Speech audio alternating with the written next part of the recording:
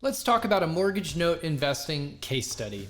Today's case study is an NPL JR mod. So what does that even mean? Well, an NPL is a non-performing loan, JR means it's a junior position lien, and mod means we resolved it with a modification agreement.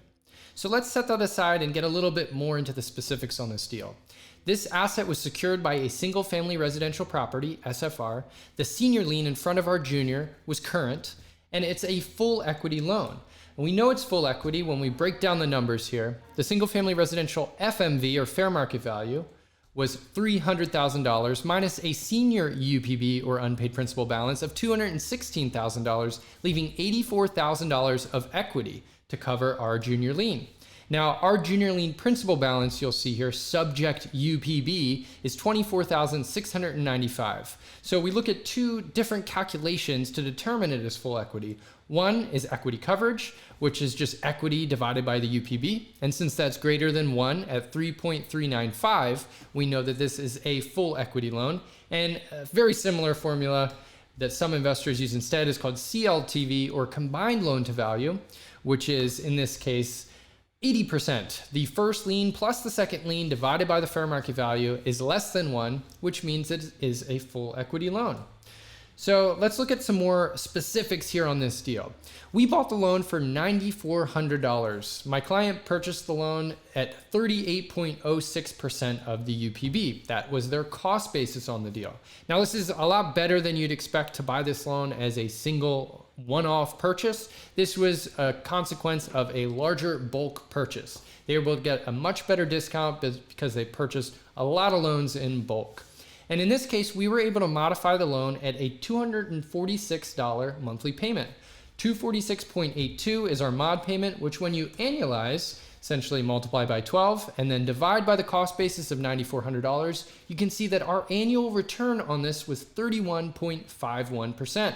You recoup your money in about 3 years on the deal. However, this loan actually paid off in just 6 months. So I want to show you a little bit more about that after we talk about the borrower story. So if you've watched the Be the Bank show in the past, we ask our borrowers 3 questions. What happened? Where are you now? And what do you want to do? And those 3 questions help us frame a resolution that fits their needs. In this case, the borrower defaulted on the loan because they lost their job. They were not making any money and they weren't able to make any of their bill payments. However, they started to get back to work, started paying the first position mortgage, got their tax payment current on the property, and eventually it was time to resolve the second lien. Now, at this point, they were working 2 jobs and had enough income to start making that $246 monthly payment.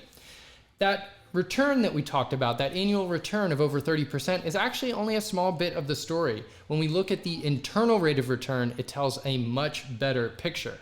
So the way we like to back of the envelope calculate the internal rate of return, if we're not using IRR in Excel, is to take the total amount collected minus the cost basis divided by the cost basis. That whole first line is otherwise known as the ROI, divided by the annualized amount of time it took to conclude the deal. So let's plug in our numbers.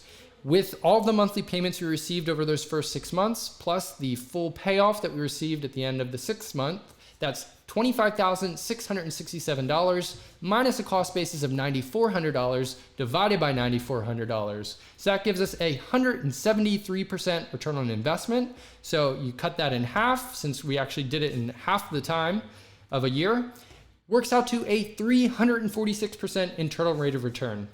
A really great return here, even if you had purchased this loan at a substantial increase from the $9,400 that we purchased it for. There's a lot of meat on this bone for an investor to earn a great return on this non-performing loan. And then finally, we want to talk about our takeaway on this deal. And the thing I wanted to explain on this specific modification is the waiver of any prepayment penalty.